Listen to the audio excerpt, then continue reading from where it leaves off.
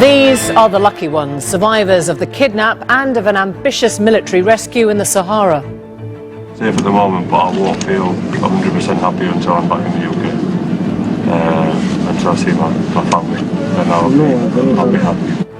But up to 30 are still unaccounted for, a third of them Britons. And today, as kidnappers demanded their ransom, the Prime Minister laid bare the gravity of the wider threat. We do face a large and existential terrorist threat from a group of extremists based in different parts around the world who want to do the biggest possible amount of damage to our interests and to our way of life. We'll discuss this concern from North Africa and how prepared we are to meet it. Also tonight. What Europe's doing is trying to tie us up with more legislation, the likes of which is going to slow us down, and that competitive edge that we once had, that's gone, it's finished. It's nearly 40 years since we had a say on Europe. Is it time for the politicians to stop talking and the rest of the country to start?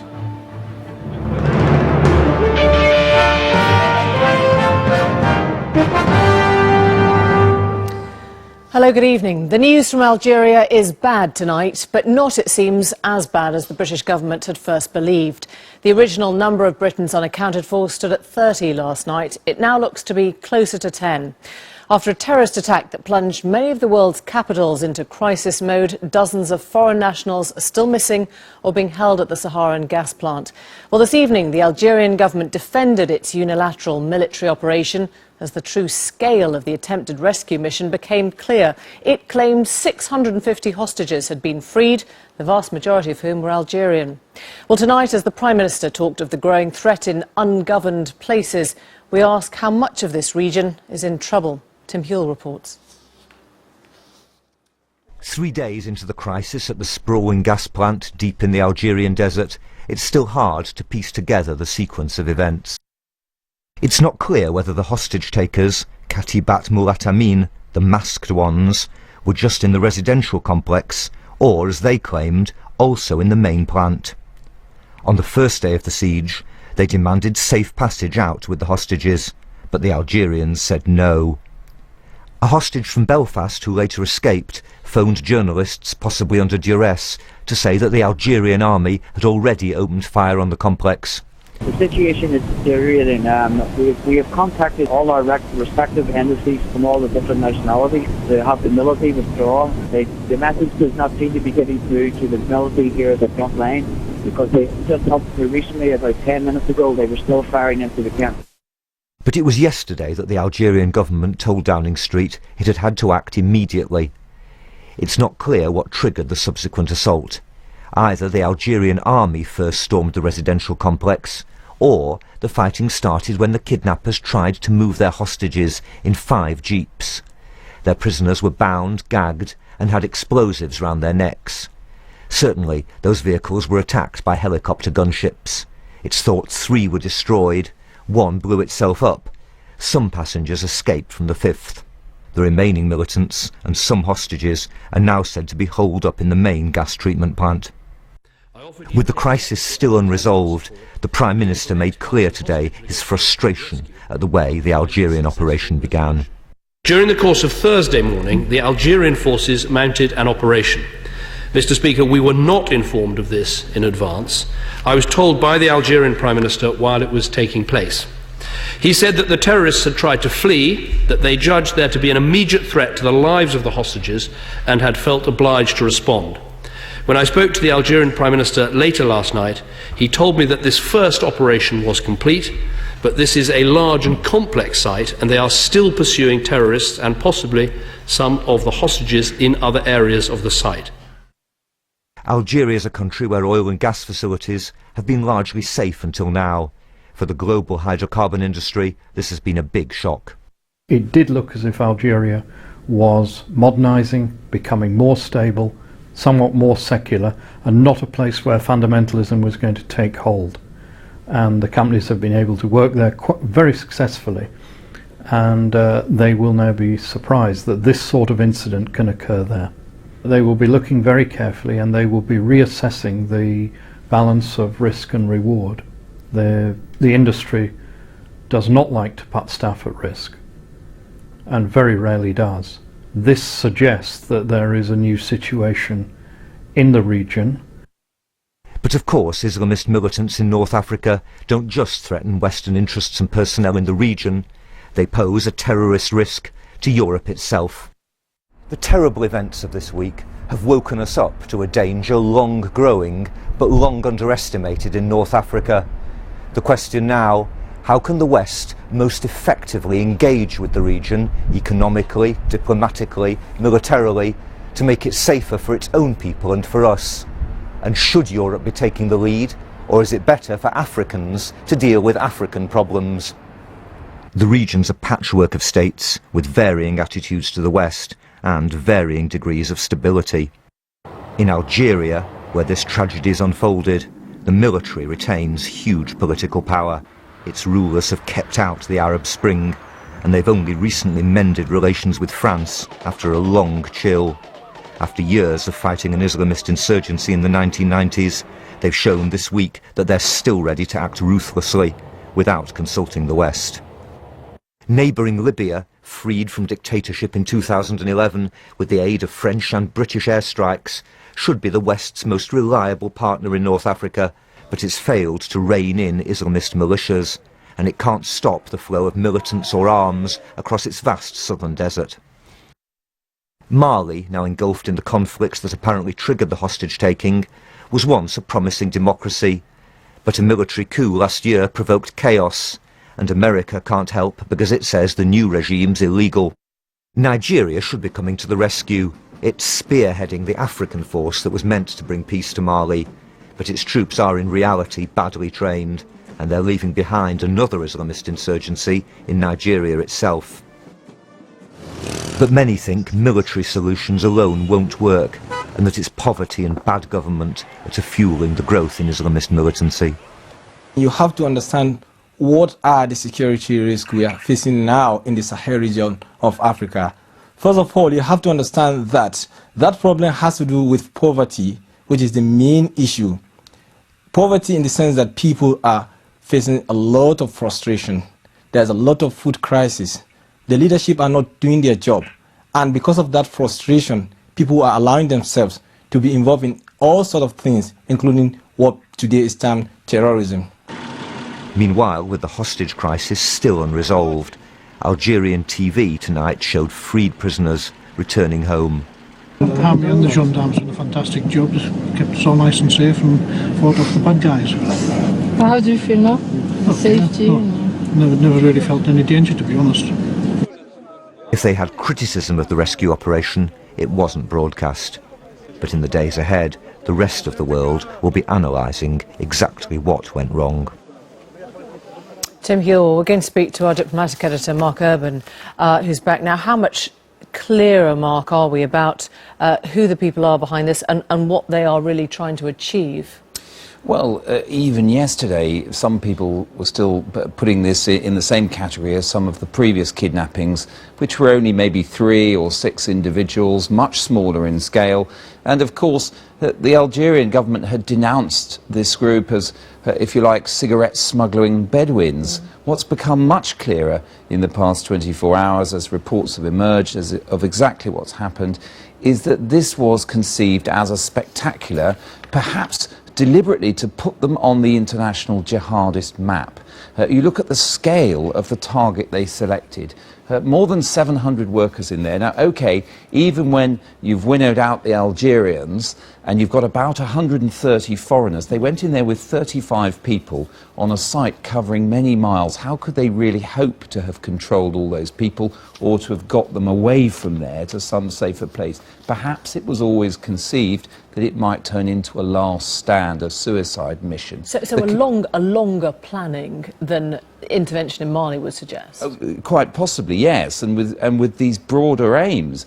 The demands made for the release of a woman in Pakistan and the Egyptian cleric held for the past 20 years in America over the original attempt to bomb the World Trade Center, if you like, jihadist icons, not people narrowly related to the Sahara or the Sahel or the Algerian people or anything like that. I think trying to energize the wider jihadist movement. Also reports today from some of the freed hostages that these people who went in there, around 35 militant gunmen, were not just Algerians.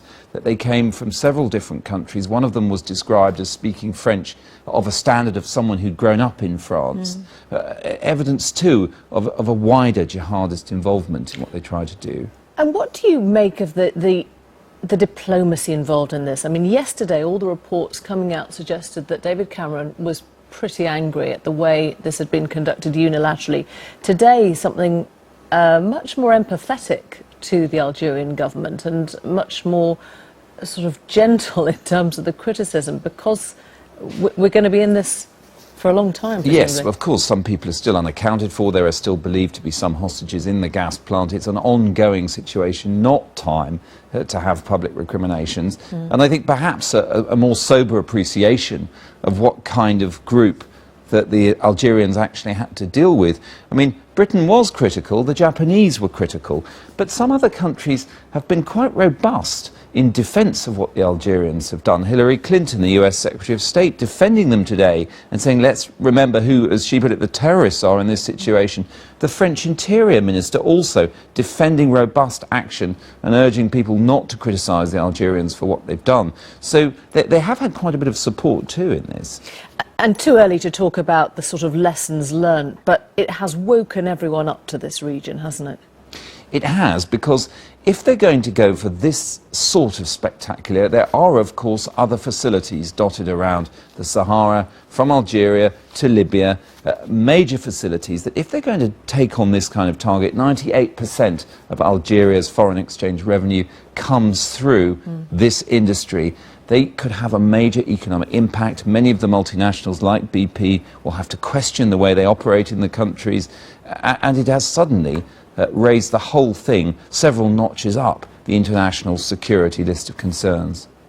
Mark, thanks very much. Well, to discuss the attack and its implications, we're joined now by Nigel Inkster, Deputy Head of MI6, the energy analyst Rachel Ziemba, and also by Dr. Alia Brahimi, who is an expert on North Africa and the Middle East, and she's from the London School of Economics. And welcome to you all. Thanks for coming in. And I think one thing that we've all been shocked about was that revelation of the scale. We thought we were talking about 30, 40, 50, and suddenly you get these numbers of Algerian hostages, you know, up to 570 freed. It puts the whole sort of military operation in some kind of context.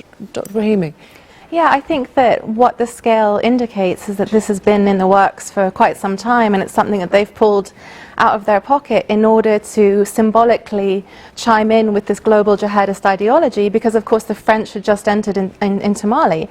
So of course this wasn't hatched as a direct response to the French intervention, but I think that they saw that on the wider regional landscape and on the world stage, this was the right time to try and execute such an audacious and, as you indicate, absolutely extensive and operation.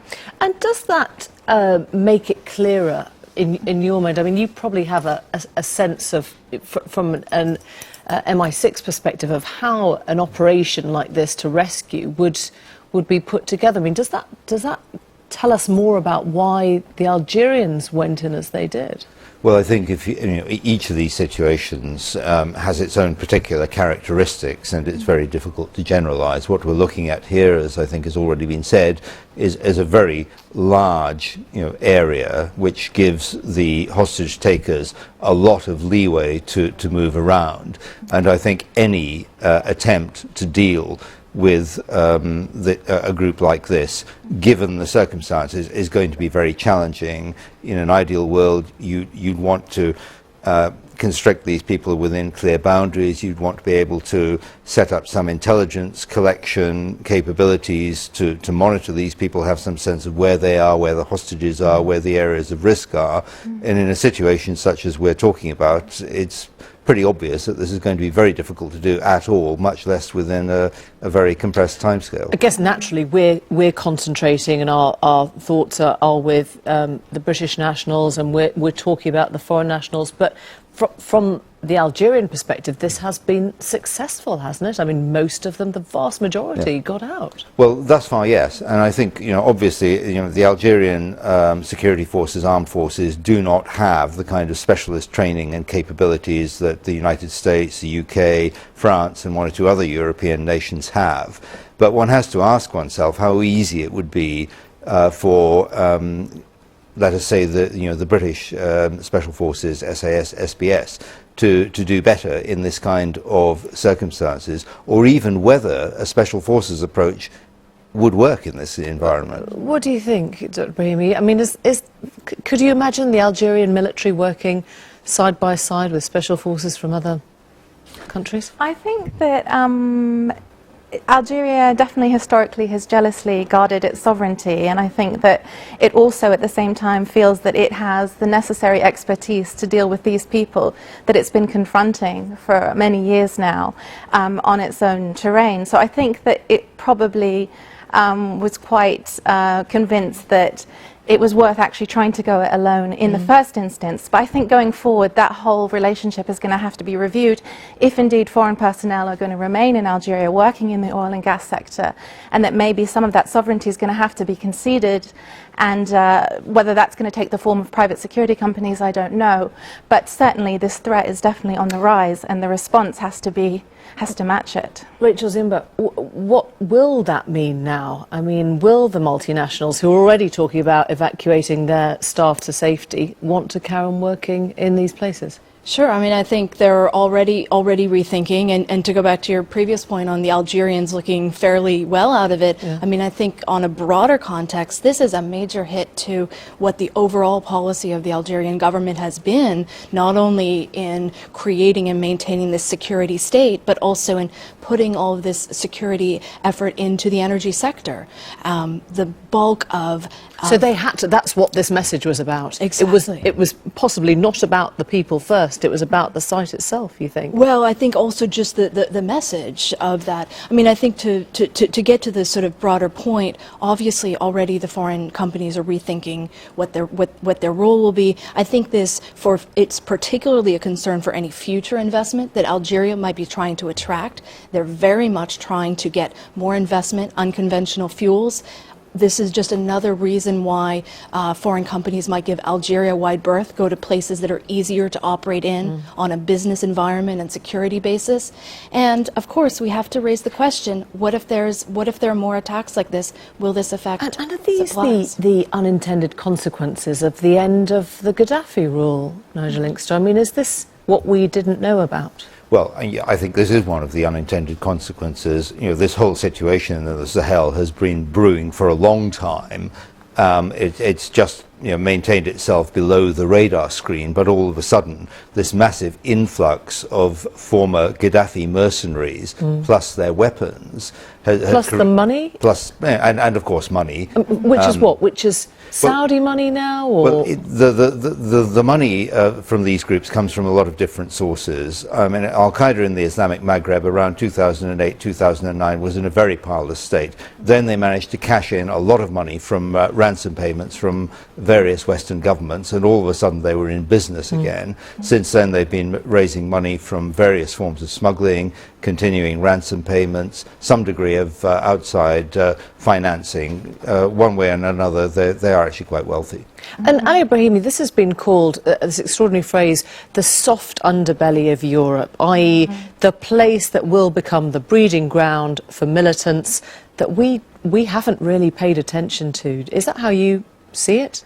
Well, I think that, as Nigel said, events have really kind of accelerated. It's all happened very quickly, and I think that if it isn't already seen that way, it will come to be seen that way. Because what you have is not just the fact that the downfall of Gaddafi has had this collateral damage in Libya, in Mali, but you have these militant groups forming alliances, this growing jihadi global consciousness among previously localized and ineffectual groups. They're all sort of coming together, and that kind of intellectual space, that ideological space, has been matched with a territorial space suddenly in northern Mali. That all happened very, very quickly. There were training camps, there were Nigerian militants training there. I don't think that the French were exaggerating the threat when they said we have to rethink this. This is a very dangerous situation. So where does this leave, for example, the French position or any Western position now? I mean, if the French have boots on the ground, you know, could this be their Iraq, somewhere that they're going to be for a long time? I'd be hesitant to compare it to any specific other sort of example. I think the issue here is whether it's French, and we're starting to have other NATO members have, if not boots on the ground, but support operations, and could get dragged in. The U.S., the Canadians, even the British forces to some extent. But the big issue here is this is not going to be an easy fight. This is not going to be something that can be solved fully militarily. There's going to be economic elements of this, and this is a point where, and I'm speaking especially about, for example, Algeria and Libya, but this is a dynamic where Europe is in a situation where because of the economic situation within Europe, there is even less capacity both militarily but also from an economic basis. And it's much closer, you know, it's a 3-hour flight. Did you hear anything in what David Cameron said today that suggested this is now our focus for, you know, military intervention or at least security? Well, his reference to an existential threat, I think, was very interesting, and I think it's slightly worrying in the sense that it's obviously in the interest of these groups, as Alia said, to aggregate up their cause into something that is greater than the sum of the parts. And I think we need to be wary about playing this game any more than we need to. But having said that, I think the honest answer is yes, we probably are going to need to be more involved. I think there's going to be a lot of work needed to be done in capacity building for local regional forces, rather perhaps than direct military involvement by countries like the UK. But there is a lot that can be done, that needs to be done, to bring local African capabilities up to where they need to be to begin to deal with this threat, and this is going to take a lot of time. We'll leave it there, but thank you all very much indeed. Thanks for coming in.